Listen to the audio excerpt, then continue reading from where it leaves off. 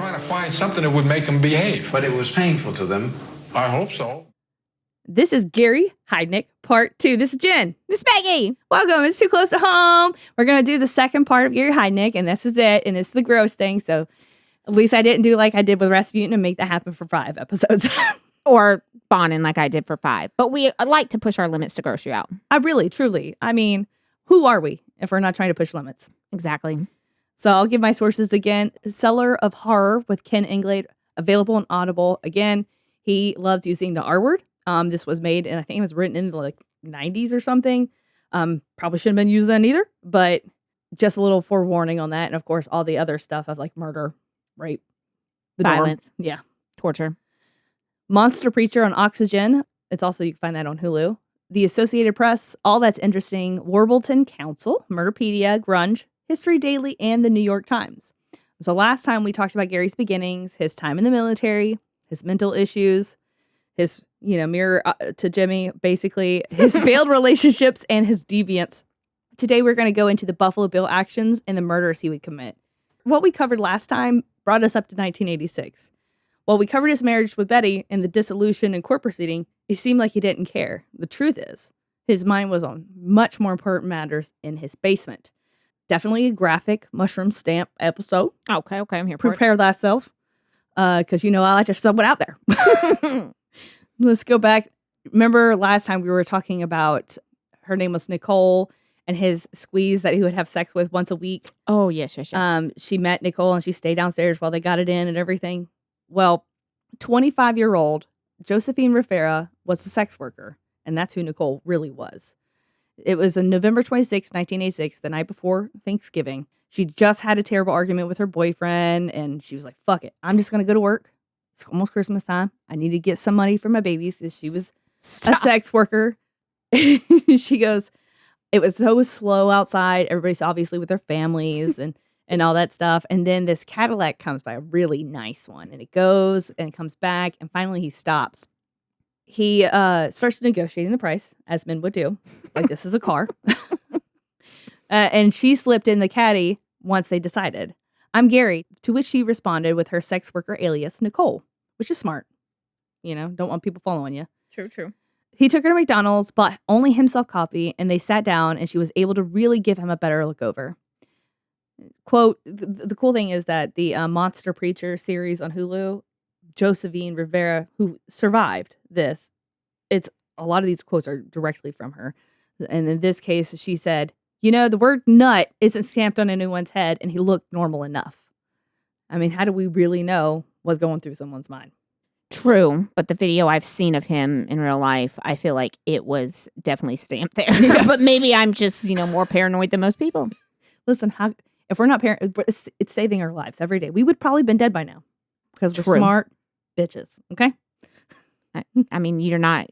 What you're saying is accurate, but I've never known you to be wrong. So oh my God, you neither. That's why I love us. So she noticed that he had nice clothes, but they were not taken care of or cleaned, and he had a really bad odor and looked unhygienic. So put makeup on a pig kind of situation. Mm-hmm. Like, he might look dressed nice, but that looked like he'd been dragged through the mud and smelled like the mud. He decided to leave and told her they would be going to his house. And so Josephine normally didn't go to houses. That wasn't a safe practice. She would always just perform her tricks in vehicles on the streets. But it was cold. It was wet. There was, no other prospects. So she was like, fuck it. Let's go. She let it go one time and got her. Mm-hmm. So Gary's home was unique for the neighborhood. It was set back a dozen yards from the sidewalk, and it had a detached garage that was kind of leaning with a barbed wire on the top to keep trespassers from jumping over from the alley. Okay, see, I'd have been like, second thoughts. I forgot I got a doctor's appointment in the morning, so I'm going to have to go. I have to fast and all that. Yeah. Sorry. Brain check. It was also a rough neighborhood. They nicknamed the neighborhood the OK Corral because there were so many fucking shootings. Yeah. And it was not abnormal for people in that little area to mind their own business. Because it's just easier to mind your own business instead of getting caught up into something. As soon as they walked in the home, she noticed some more weird things. It's like one wall was completely covered in pennies. Like he glued on pennies on an entire fucking wall. He also had a shit ton of mixtapes and horror movies. He was interested in horror, comedy, and of course, porn. Of course. He lost me at the porn. I'm a horror comedy kind of gal. And I don't need no romances, no Lifetime specials. I want that, but I also maybe will pass on the porn. No judgment. Just No judgment. Not my You cup want of to watch tea it? either. That's not Gary. You had me, and then you lost me. Well, I don't. I think I was lost at the barbed wire and pennies. Well, we all know how I am, though. I would have never even got to the videos of porn. I mean, the determination and the time it takes to glue enough pennies to cover an entire wall is fearful and intimidating. Very. And it probably is not like one of those cute DIY projects that they have on Pinterest nowadays. It was probably like a really fucking wild look. Yes, I'm sure. And so when he was unlocking the home, Josephine noticed that his key was in half. And she's like, why is your key cut in half? He's like, oh, well, that way only one key will work for it. So if someone else tries to use the key, they can't use it. Only this key will work for it. So far, the red flags that we have found are Rip that, a lot. rip that. No judgment to her. You know, I don't know where her... It's like a Six Flags of red flags. Yes. I know she had a fight with her boyfriend, so I'm sure she was overlooking some things, but I feel like we're getting to the point where it was time to go, oh... Exactly. He wanted to watch a movie with her, and she wanted to rush through this as fast as possible because she was really uncomfortable. So she actually lied and said, well, you know, the babysitter's at the house. This woman had no babysitter at her house. She didn't even have custody of her kids. But she was smart and had an exit plan. Did she sound like me and say, if we're going to do this, then we got to do it now. Let's go. Exactly. Exactly. You better get to go. You got about 3 seconds, son. I need to wrap this up. I got shit to do today. So she noticed another wall, but this one was covered in bills, not pennies, like dollar bills. Okay. Like we've all been to those bars that have the dollar bills that people have signed and shit like that. This is not a bar. This is a weird man's house. What are we doing? First of all, if JJ ever glued paper dollar bills that were real spinning on a wall, I'd be like, have you lost your fucking mind? That shit better be Monopoly money. You best have one to have a winning lottery ticket you're about to show me. Then we can wipe our ass with these. I don't give a fuck. But we better have that lotto numbers first. The electric bill's in, and it looks like you just painted it on the wall. He was asking strange questions the entire time they were together. Like, are your tubes tied? Can you still have kids? Which, knowing me and my love for red flags, I'd been like, oh, maybe he's making sure that I can't get pregnant. That I would have thought too. But also, we've also passed through this broken key situation, the barbed wire, the only man out on Thanksgiving Eve, the pennies, the dollars, the dirtiness. Cool. They end up having sex, and she put her shirt on afterwards and went to go put her jeans on, and then she felt 2 hands wrap around her neck.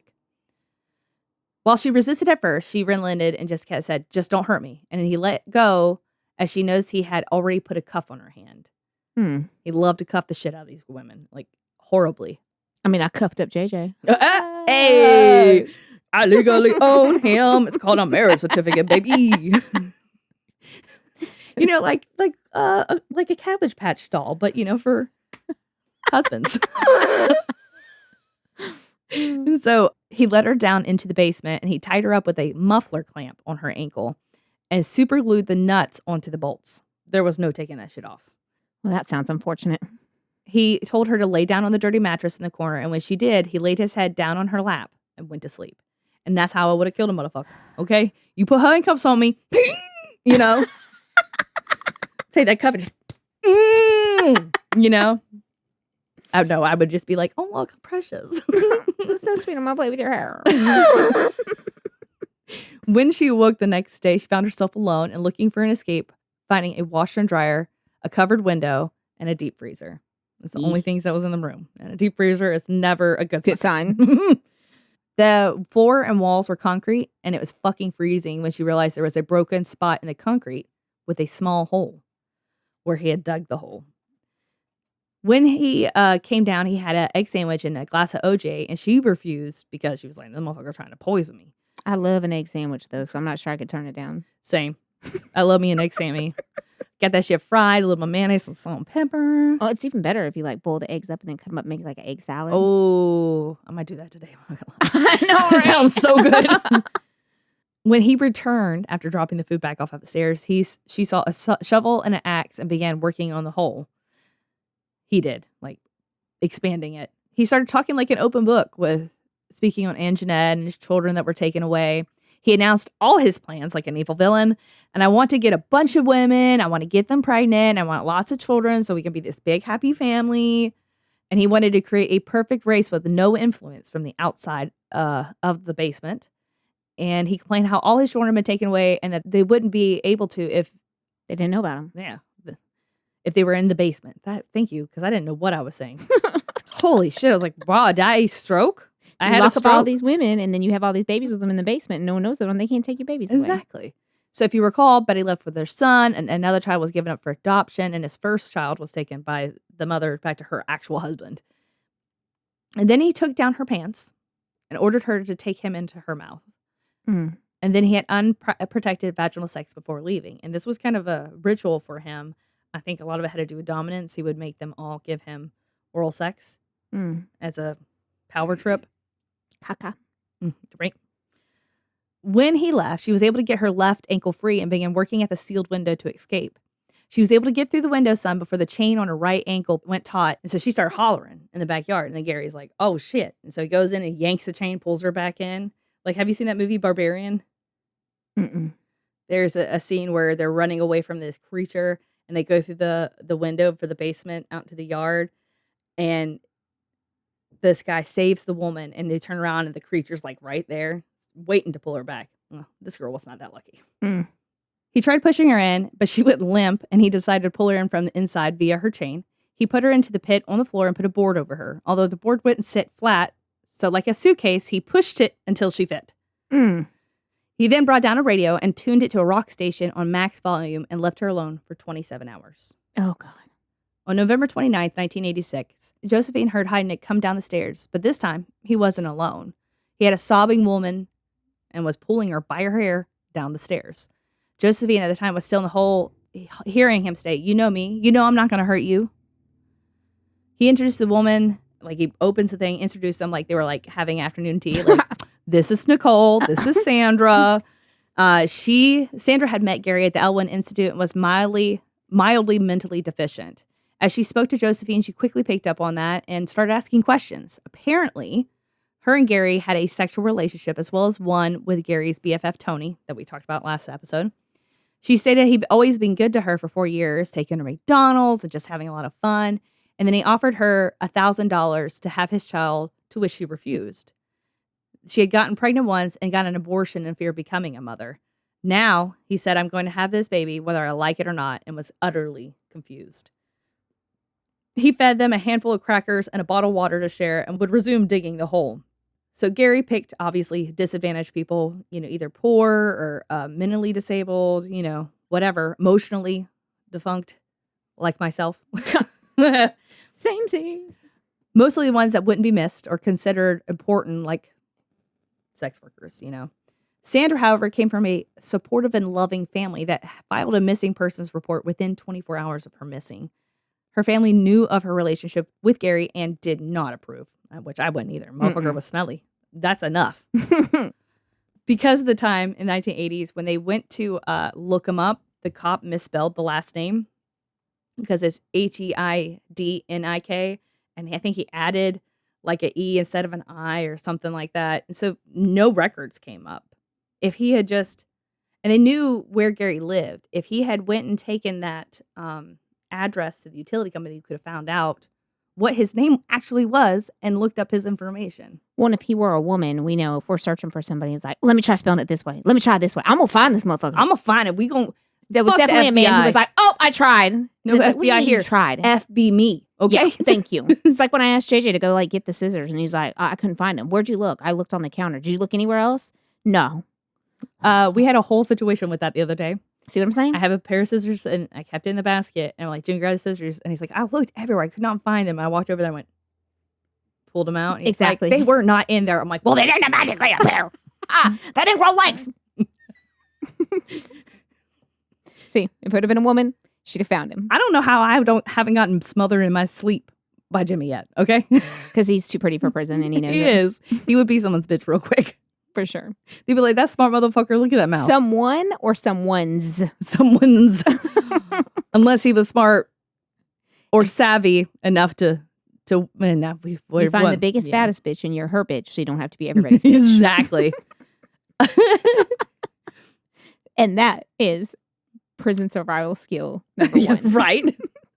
And so the officer actually would later testify that he didn't try any other combinations, and he admitted he wasn't thorough. Yep. You mean, like, did Jimmy admit when he was looking for the scissors he was not thorough? Or did he stick by absolutely the not. fact he was thorough? He was thorough. Okay. They So that's what magically you're telling appeared. me is there's still work to do with him. Again, might not make it into next week. With I roast him too hard. I know you like DIY projects, so I'm not surprised your I'm a husband's one. DIY my own coffin eventually. Don't worry, my husband's a DIY project too. If they had looked at the correct record, they would have seen that he had a history of abuse. He had a history of holding women against their will and kidnapping people and sexually assaulting them. History of his children's being taken. Yes, that's the number one thing for him. Listen, I will not abide. The woman heard the banging from Sandra's family when they came with the police knocking on the door. And the next thing they know, he comes down with paper and gloves and makes Sandra write a letter to her family. He made sure that Sandra touched all over the note and then drove to New York to mail it to Sandra's family, covering his trail. So it'd have the right postage mark. Good for him. Good job.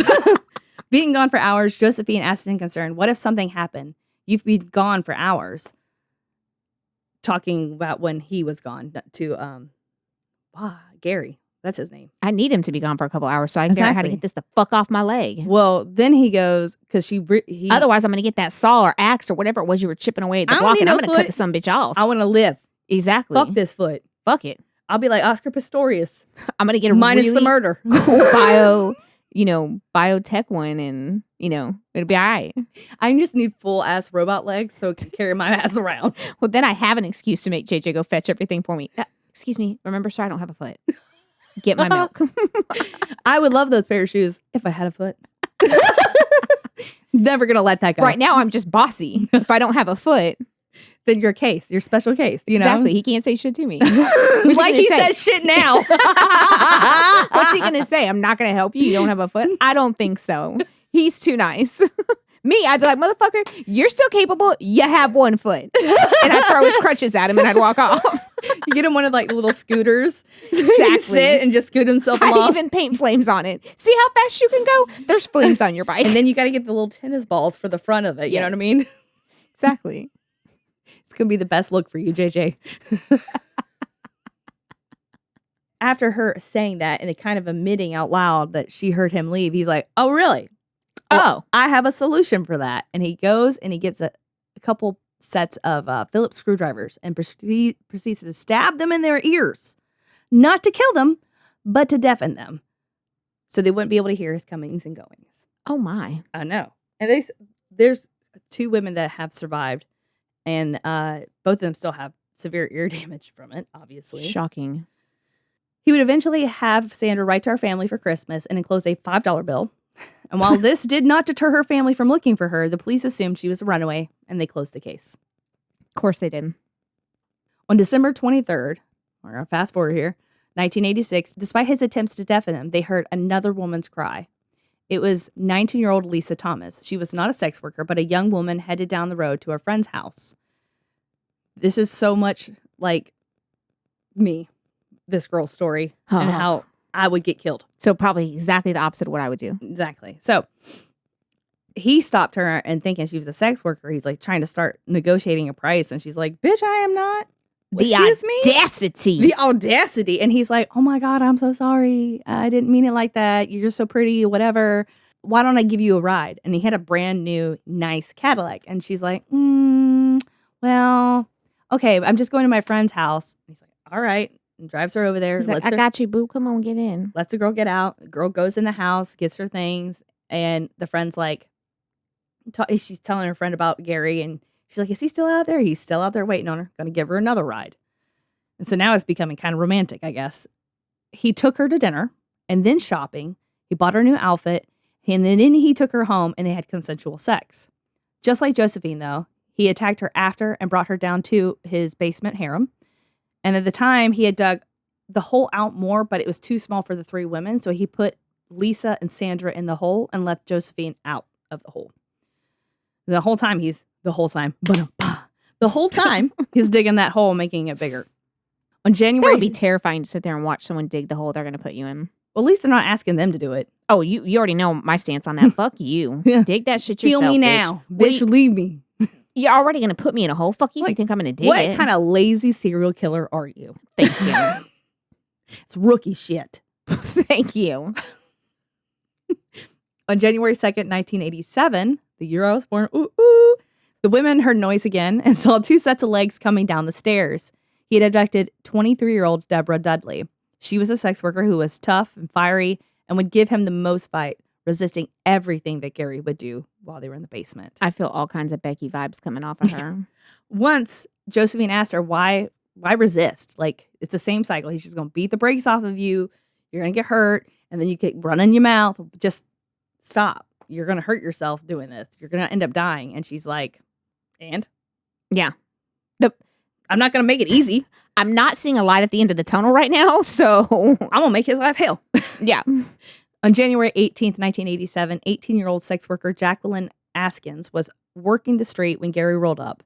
She was basically in a pissing match with another street worker over which one would take Gary, and she won. Or really lost. Truly. Yeah. Wasn't a good prize. He took her out to dinner, and then he took her home, and he had an old school arcade game. And so she's just like Were playing. they allowed to play it? Yeah, she was playing it. Was it in the basement? No, Oh. it was upstairs. Well, that's depressing. And she's playing with it, and then all of a sudden, At least give me Miss Pac-Man to play if you're going to lock me Right? up down there. I mean, you are a champ at Pac-Man. I Miss am. Pac-Man. Just saying. Yeah, I can eat all the ghosts Oh, the ghost. and get all the cherries. Thank you. That's why cherries are my favorite. That was started then. And so she's playing the video game and she feels that he walks away and she's assuming like he's getting a drink or something. And then all of a sudden she goes in a chokehold and she starts fucking fighting. And she's like, what the fuck? I'm having the best game ever.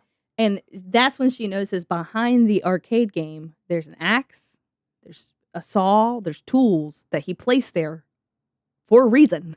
Like, Obviously. you know, like, that's when she's like, oh, shit. Damn. Damn I it. knew this was too good to be true. She tried to get away, but he also handcuffed her and led her down to the basement where she saw 3 partially clothed women before he put her in the hole. He would not let them wear clothes, just a t-shirt maybe at times, or make them be nude for the rest of the time. And this is a basement in Philadelphia in January. So it's snowing and cold and it's concrete. So you know these women fucking freezing. She said that Josephine tried to soothe her, and Josephine was like, I don't think she understood the severity of the situation, that this is a do or die. On January 19th was Josephine's birthday, and weirdly, he celebrated by bringing her Chinese food, cake, and a present, which was a pair of slippers. And then she realized how fond of her he was. They danced to the song Stand By Me in the basement. Oh, see, I love that song. Thanks for ruining it for me. It's ruined forever. Thanks. You're welcome. It's if I don't have enough. And she starts like, it's not a great plan, but I'm going to start working him mentally and see if I Sure. can get my way out of here.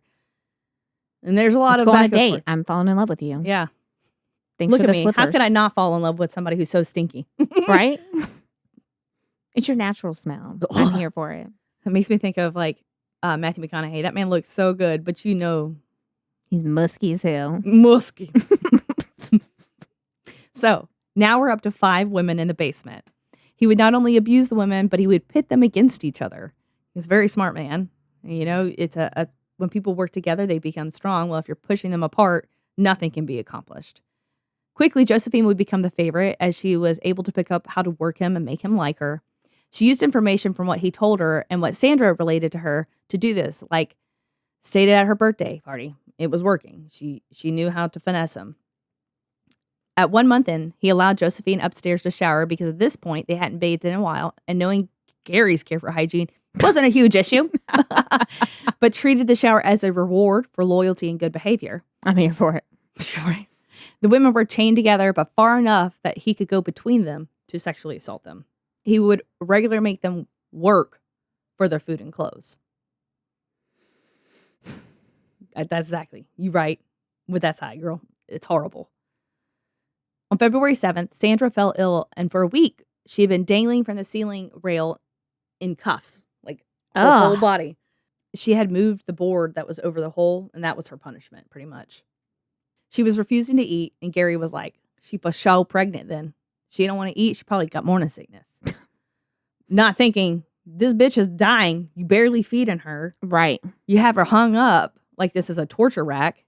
And so he would try to force feed her because obviously she's just being disobedient. It's not anything having to do with, being in a cold ass basement sick. Naked, yeah. Hanging from the ceiling. He strung her up and he was beating her while he shoved food in her mouth until she just went limp. She'd been vomiting and had a fever over the last few days as well. When he unchained her, she fell to the ground dead. He was in a bit of denial at first, getting a couple bowls of ice cream for everybody so they could snack. And then he finally admitted, yeah, she's dead. Like that ice cream's going to wake her up. All right, you quit faking. I'll give you some ice cream. Motherfucker. What? What? When I fake dead, that's what JJ always says. Brings Ben and Jerry's. And I'm like, okay, I was kidding. Take the spoon and waft it towards your face. He was super upset because he was like, she was for sure pregnant and I lost another fucking kid. It's devastating. And he actually blamed Deborah for her death, one of the other girls. And so he took Sandra's body upstairs and the women heard a saw. Oh, yay. He had 2 dogs. Their names were Flaky and Bear. His dogs? Yeah. Okay. Flaky. I can't understand Bear, but Flaky? Was he late? Did he cancel plans a lot? I mean, sometimes the dogs would bring their food down to eat. Like, some dogs would take it out of the bowl and go somewhere else. Well, they did that with her bones. They would bring her bones downstairs and be eating in the basement in front of these women. I think I'm going to vomit. But here's the fucked up thing. Oh, that wasn't it? All the women were so hungry. They were trying to get the bone back, get the bone from him because they were starving. That's how, like, when you get into cannibalism, that's when times are desperate. Yeah. Now, this is where the story kind of gets a little complicated. Not all the women in the story die, like I said. But the survivors have conflicting stories. So Josephine was trying to play the long con, supposedly to get them all out of the basement safely and at the same time so no one would be left behind and get murdered. She convinced him she was his ally. She said that all women were against each other, so to keep her plan safe and not be snitched out, because he would reward each of them for snitching out, she just wouldn't say anything about it. She's like, I'm just going to do this on the DL. They'll thank me later. That's her side of the story. Jacqueline, which is the other survivor, they call her Jackie a lot, states that she became an accessory to the abuse, but almost in a Stockholm syndrome kind of way. Sandra's death is reportedly based off false things told to Gary by Josephine. So Josephine's just whispering in his ear, according to Jackie, trying to get him riled up, trying to get those girls in trouble, wants to be the top dog of the house, despite being also a captive. They came up with a plan to escape, and Josephine snitched. Oh. Miss Josephine, I'm trying to save everybody. Mm. And her reason was like, this was a dumb idea. You're going to get caught and you're going to get killed. So I'm trying to save your life right now. Like, knowing how this motherfucker just punished a girl thinking that she was refusing to eat. Right. So to me, I want to say that Josephine was far more guilty than she puts off now.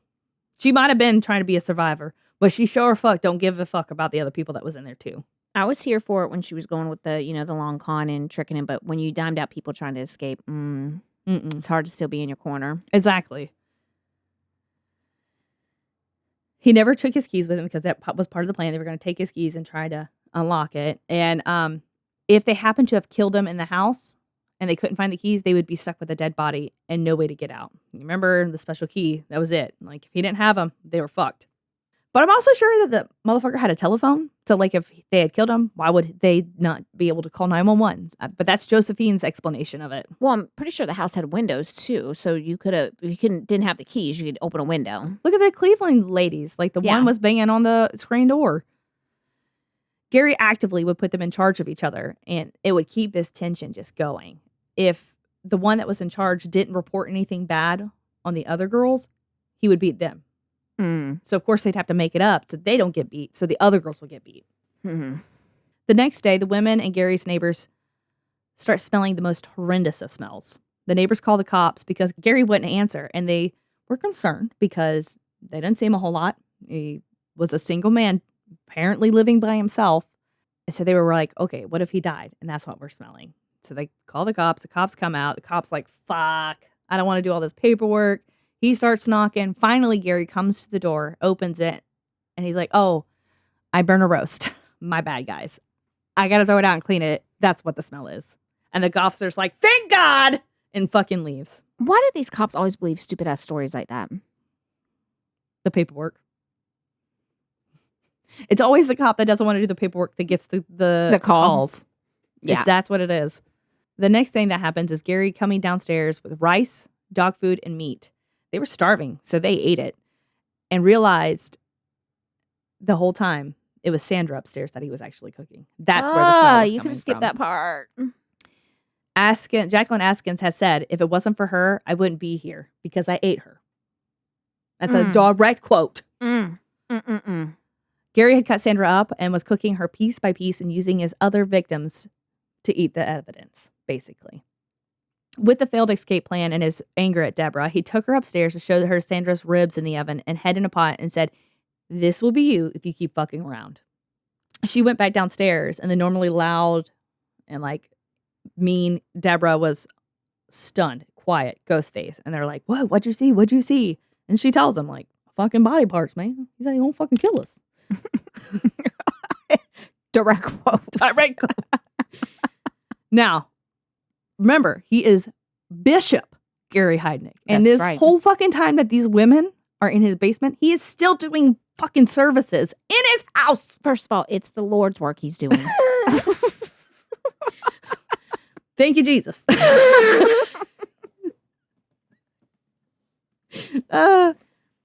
He also decided it was time to get the basement in order and that it required a lot of regular torture until they learned to stop screaming and trying to escape.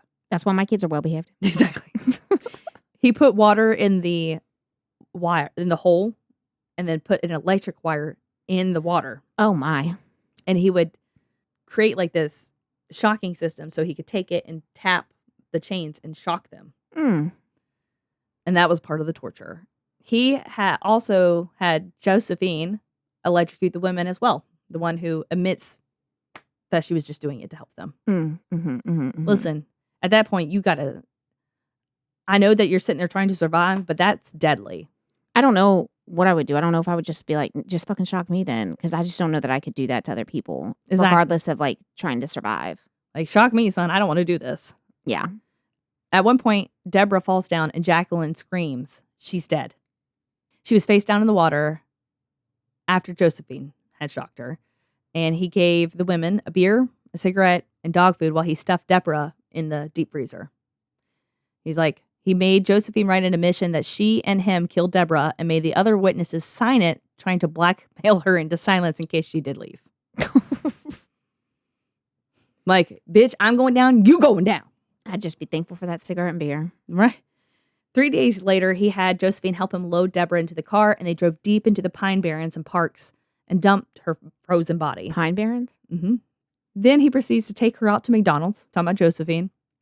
He had been treating her as his girlfriend the whole time, too. I hate McDonald's, so I would be so upset if I didn't eat, and then that's where I fucking went. Oh, yeah. And that's all he loved was fast food. He didn't go to fancy restaurants, okay? Oh, so all these taking them out to dinner was McDonald's? Yes. That was fancy. I swear to God, if JJ said I'm taking you out to dinner and we pulled into McDonald's, I would fight him in the parking lot. That better be but a he nice don't like McDonald's either, so we wouldn't go there. Maybe Taco Bell. JJ come in one day, I want some chicken nuggets. You okay? You sure about it? Okay, and this is at this point he says, now that we're cool, bro, and you've also killed some people, I want to. Is that also a dirt quote? No, yeah. Maybe not. He goes, I want you to help me find another girl to replace these women that have died. Was she like, I got you, fam? Yeah. She says she agrees with the caveat that she's allowed to visit her family. And after she gets a woman, he agrees. She had been complicit in a lot of shit beforehand, so I'm sure he thought that she was true blue. The Bonnie to his Clyde, or better yet, the Rose to his Fred West. Such a magical couple. So magical. On March 23rd, 1987, they came across Agnes Adams, who was a 24-year-old sex worker that he already knew. He had been a customer of hers for quite some time, a few times, and that probably helped in disarming her, making it easier for him to abduct her, because she had several contacts with him that didn't turn out bad. I mean, as bad as fucking a stanky man. Yeah. The fucking was already like, yeah. Then you add the smell. Every job has its pitfalls. It does, don't it? And she was upstairs for only a few minutes before Gary took her down in the basement and put her straight into the hole. The women overheard Josephine's agreement and saw that he had given her her clothes and wig back and gave her free reign of the house. So to say that they were stunned when Agnes was brought down and Josephine was still there was beyond it. Like, it was, what the fuck's happening now? Josephine had talked him into allowing her to go solo to avoid questions and anger from her family when he let her go visit them after getting this woman. She said, drop me off here, let me see my family, and I'll meet you down the road at this time. And so she walks down the street, gets on a payphone, and calls the cops immediately, and they don't believe her. Oh, shit. She's telling them, like, I'm on a time frame. You got to come get here quick because there are other women at risk. It took bruising from her chains to get them to take her serious because at first, due to her being a sex worker, they thought it was a John that just hadn't paid situation. And they were like, I'm going to be above this. At that point, Josephine Rivera was taken to a safe house immediately where she was interviewed. The morning after his arrest, because they went out immediately and arrested him, they had a search warrant executed on Gary's home. The heat was turned up to 90 degrees and everything that could make noise was on.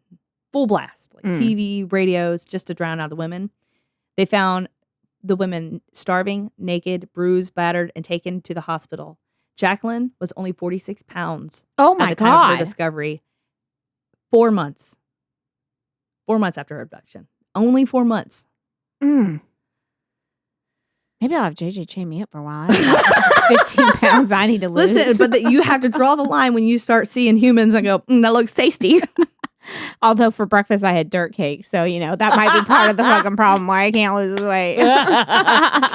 And all I could think was, I'm so glad I'm grown and I can have this for breakfast because my mama would have never let me. Never. Coffee and cake.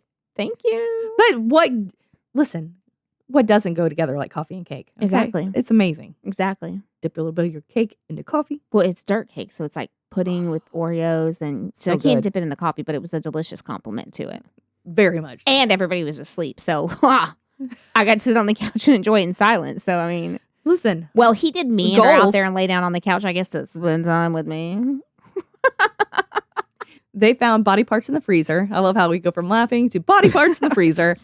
Ribs and a braid of hair in the oven, and a 20-quart aluminum pot with residue from cooking Sandra. Now, the news went... You really are starting to make me nauseated. I know. But we're almost done, I promise. The news went wild, of course. Cannibalism, murder, sex slaves, torture. It was a day for snappy headlines.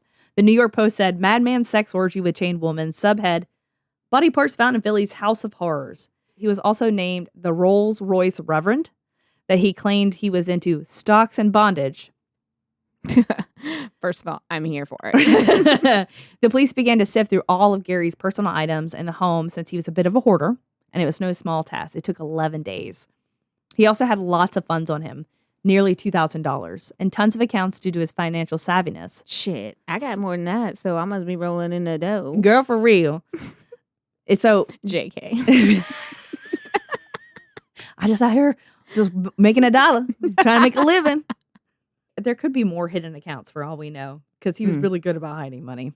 He also had a shit ton of vehicles, including a Rolls Royce. Oh. Remember, the church owned all those. It wasn't his. So we got to start going to police auctions. Right? He had everything from human bones and saws to jars of onions and old, moldy, used condoms. Oh, JJ, did you have your jar of old condoms? His captors told police that he admitted to killing no less than 6 women, so the search was extremely important but yielded no evidence besides Sandra Lindsay's body parts. Heidnik was defended by A. Charles Peruto Jr., who attempted to prove that Heidnik was legally insane as the DA was pursuing the death penalty at the time. Did he start out where he's like, look, guys, look, for real, listen to me for a minute. Y'all know this motherfucker crazy, right? You know what's funny about that is that motherfucker is basically like that. He was on the show with the victims, and it took me a minute to realize this motherfucker. I was like, he is so slimy. Who is this guy? He's his lawyer. And he's very much like a New Jersey kind of fella, like wearing like the fancy ass suits and the cufflinks and looking like he has a mob boss for a daddy. He was not going to be safe regardless. Within hours of his arrest, he was attacked by another prisoner, and by day 9, he attempted suicide by hanging in the showers. Once Peruto... But we got to cut him down because I don't want him to die there in jail. He's just trying to save taxpayer money. Did we not tell you he was financially savvy? So, once Peruto, who is known for his lawyer wit, asked him, Gary, what seasoning did you use? And Gary responded, man, you crazy. You know what's up, your mom. Peruto knew the facts were not the way to win the case since there was no denying, but he had a strategy and decided to take his case with the goal of using insanity as a way to free his client and a possible way to grow his reputation as a formidable defense attorney. When it was discovered that the amount of money Gary had, his victims filed suit, and it began even more tumultuous civil trial on top of the criminal trial. The church held the funds, and technically, according to their charter, if the church was dissolved, then the money from the church and its assets were to be donated to the U.S. Peace Corps. What? I know. All right, I'm going to go back to what the lawyer said. Come on, y'all. You know he's crazy. Well, so then you have this regular criminal case, and then you have the victims who are suing him, and then you have the federal courts getting involved because you can't sue him because this money don't even belong to him. It belongs to the church, and they done told me that I was going to have this money if he died. I feel like the right thing for the Peace Corps to be like, okay, I know he left us this money, but we really should give it to the victims. We are called the Peace Corps, not a piece of cash. Right. There are also accusations of the church being used as, a faux church to evade taxes. So what? I know. But since there were actual services and actual members. It wasn't a real church? He's either one hell of a con man or he really believed it. Homie filed bankruptcy and listed the victims in the city of Philadelphia as creditors in an attempt to evade paying as well.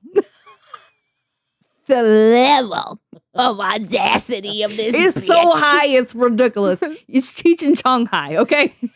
It's Snoop Dogg high. Like, we ain't playing. As the trial started, Gary, he went silent just like he used to do back in the day. Hey, I look, if you get arrested, don't say anything. Yeah. And then whenever he was in front of the judge, he would stand at parade rest. I mean, he's in front of authority. He shows them respect. And then he would have he'd be sitting at parade rest and he'd have these random head jerks. Okay. Like that was going to make him look even crazier or something. It doesn't work, sir. The bullshit crazy that you see is not real crazy. So stop. Don't play with your turds either. We know when people play with their turds, they're not really crazy. No. Eat it. And then you're crazy. 2 girls, 1 cup. Never again. So the judge decided he was going to ask some clarifying questions just to kind of fill him out. Okay. And he would only respond with, yes, sir. Are you Gary? Yes, sir. Do you know how old you are? Yes, sir. Do you know where you are? Yes, sir. Are you going to the moon today? Yes, sir. And his attorney stopped him from answering. At this time, we're not going to answer any I'm going to advise questions. you not to answer if you're on the moon. When Jimmy worked for NASA, did he say that? I'm going to the moon today, Jennifer. And you're like, you go, baby. Look at the Rocket Man. Did you call him Rocket Man? Please tell me that was your ringtone. Oh, it wasn't, but it should have. Oh, I'm disappointed in a missed opportunity. Really, it's a huge missed opportunity. It is. How have I been living my life? I don't know. I don't even have the option anymore. Wrong. You've been living it wrong. Because motherfucker don't even work for NASA no more. It's ruined. But Justin might, so I can change his Yes. to, yeah. Heidnik's insanity claim was successfully rebutted by the prosecution led by Charles Gallagher. The fact he had successfully amassed approximately $500,000 through his brokerage account alone was used to prove that he was an astute investor and therefore not insane. I guess crazy people can get money too, though. I'm just saying. You act like the only way you can be crazy is if you're broke. Apparently. Testimony was given by his Merrill Lynch financial advisor, Robert Kirkpatrick. I bet that was interesting. He was also used to prove Heidnik's mental competence. Kilpatrick called Heidnik an astute investor who knew exactly what he was doing. I might know how to handle funds, but I don't know. Doesn't mean I know how to handle the ladies. You telling me ladies don't like stinky men that put them in a hole in my basement? They don't like to be shocked? You telling me they don't like to eat dog food? Lies. So on July 1st, 1988, Heidnik was convicted 2 counts of first-degree murder, 6 counts of kidnapping, 5 counts of rape, 4 counts of aggravated assault, and 2 counts of involuntary deviant sexual intercourse. Involuntary? Involuntary deviant He just sexual stumbled upon the electrocution. So if I shock JJ and build a thing, it can be involuntary. Absolutely involuntary. Excellent. What's that only carry? Like 5 years? I can handle 5 years. Minimum 2. Minimum. Maybe out in 12 months with good behavior? Yeah. So he was sentenced to death, thankfully, and he was incarcerated at the State Correctional Institution in Pittsburgh. In January 1989, he attempted suicide with an overdose of prescribed Thorazine. And Thorazine will kill you. Did it kill him? No. I didn't take enough. And he was segregated due to the amount of times that he got his ass whooped in jail. He ate alone. He went outside alone. He did all things alone with the exception of guards transporting him to and fro. I feel like the real punishment, because to me, put me alone, thank God, finally. The real punishment would be to like put him in a cage and then put like our kids outside who don't shut the fuck up and just talk to him nonstop. That's real torture. That's it.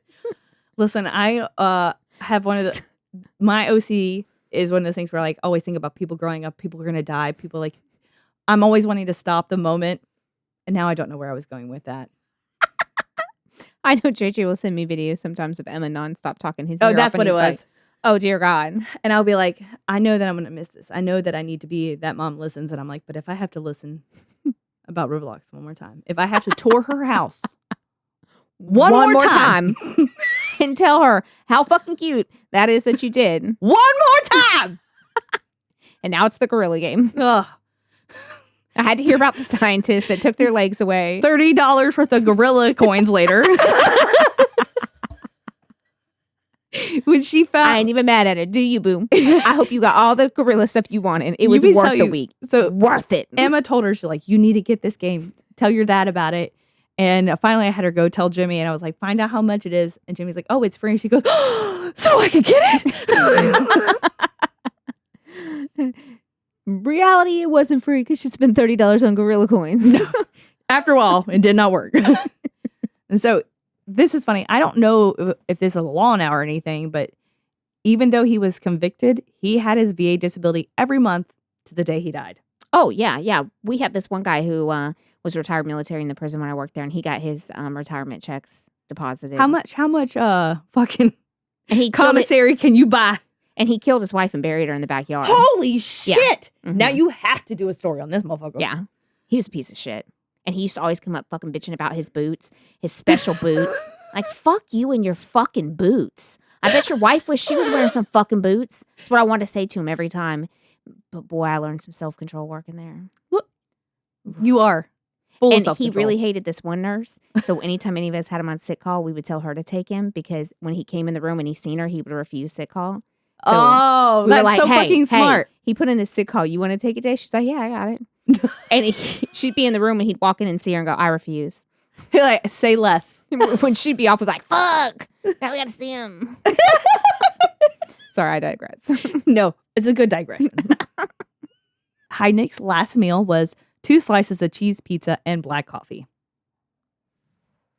First of all, lame. Yeah, coffee. Cheese pizza? Coffee. Oh, I'm here You for might it. as well spring for supreme. I love coffee. I'm like a crackhead when it comes to coffee. If I go too long, I'm like scratching at my neck and I'm like telling JJ, gotta find a coffee shop when we're I traveling. literally told and Jimmy he's the over other there day- twitching too, like, I know I need it too. I was like, man, it was like 7 o'clock at night. I'm like, I really want a cup of coffee, but I know it'll keep me awake. This is why decaf's around, I guess. I've never in my life wanted coffee at nighttime like I do now. Like I can drink it all day. All day. JJ and I can drink regular caffeine coffee and go to sleep. The other day, he was all like nestled in his little bed cocoon and he was like, look at me, all cozy about to go to sleep and I just had coffee. That's where Emma gets it from. Look at me, all cozy. I'm not lying, am I, babe? He's all wrapped up in a blanket right now, cozy. He's always cozy. He's so cozy, little so precious. Precious, I tell you. So he was executed, not JJ, but Gary, on July 6, 1999 at State Correctional Institution, Rockview in Bellefonte, Pennsylvania. Well, that's sad. He didn't even get to party like it's 1999. No, he didn't even. Because it is. He was the last person to be executed in Pennsylvania as well, because they don't execute people anymore. They got soft. Well, I mean, at least if you're going to finish it on anyone, that's the one that fucking deserves it. Finish him. Josefina Rivera is obviously a survivor, and while the other survivors hold her responsible, the DA declined to press charges against Rivera, though as she had saved women in the end and been forced by Heidnik to participate in crimes, a unique form of torture for her, basically, is what they said. They let her go. She was punished enough. She wrote the book Cellar Girl to tell her story of what happened down in the basement of Gary Heidnik's house during those 4 months. And I chose not to read that because there is such a argument between the two victims on what really happened. And as much as I don't want to believe Josephine, it could be factual. She could have really thought that way. You know, she seemed like she was a very streetwise person, but so did Jackie. And so I didn't want to read it and muddy the waters. I just did a third party reference instead. Jacqueline Askins, Jackie, as of 2017, she works cleaning houses, picks up her daughter each day from school, and is also in the process of adopting her cousin's 2 kids, determined to give all the children the foundation she never had. Good for her. Josephine, Jacqueline, and Lisa still live with hearing impairments due to Heidnik's attempts to deafen them, along with psychological effects of being imprisoned. Right? Right. I could not find any info on Lisa or Agnes, but knowing there was a stigma on sex workers and the mentally deficient, I'm sure they're still out there and they're in dire need of support. Really. Yeah. I think that's the one thing, like when his longtime girlfriend left, as we were talking last time, and they went and searched for her because they weren't sure if he had killed her. And it wasn't a great outcome then either. Like, she had survived, but did she? Right. Not without at least a little bit. I do want to say, in defense of old girls' actions, it's hard to say what you would do in that situation. It's easy to say, oh, I wouldn't do that. I wouldn't do this. But the one chick was 46 fucking pounds. Do you know what happens to your brain when it's that deprived? Do you know what happens to your body? It's eating itself. Have you seen what people will do for a Klondike bar? What would you do for a Klondike bar? Electrocute a bitch in a hole.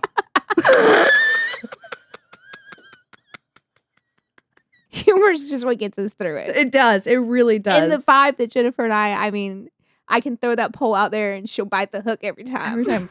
We perfectly enmesh our segues without any plan. We really do. We really have caught a vibe. We truly have. It's magical. And that's on God, bro. No cap. It's bussin'. It's fire. So I'd like to credit those references to my son for teaching them to us. You bugging, bro. You know, there's the story of Gary Heidnik and his weird ass fucking twisted tale of being Buffalo Bill, basically. I would have enjoyed if he did at least let them have some lotion. And as much as I would like to thank you for that, Jennifer, instead I will say I owe you one. Listen, no, this was payback. This is payback for Willow Bone because that motherfucker was twisted. He was. It's very gross. You had way more torture on that one. True. That was, but there was I'm no saying, cannibalism. Like, how you were able to get through that without murdering somebody, just from losing your mind. Maybe I've made 5 JJs, and I have. This is JJ number 5. She is a doctor of cryptozoology. I copy him. He comes back with more gray hair. That's why he's getting whiter. I haven't quite worked out all the kinks. People pay for hair like that, JJ. That's all natural twigs and berries. Okay. My salt and pepper silver fox right there. So you guys find us on our socials, Instagram, Facebook, and all that. Check out our merch. We do have some new shirts and stuff. We want to hear your own too close to home stories. And until next time, stay safe. Keep your head on a swivel. And don't bring it so close to home that you see a house with barbed wire wrapped around the garage and you go in there. Yeah. If someone's telling you to electrocute somebody, maybe pass. Just say no. Just say no. What did Dare teach us? Just say no. Bye. If you enjoyed this episode of Too Close to Home, don't forget to rate and subscribe to us on most platforms. Follow us on our social media at Too Close Home Pod on Facebook, at Too Close Podcast on Instagram, or if you have your own Too Close to Home experience, shoot us your story at tooclosetohome@yahoo.com. Thanks for listening.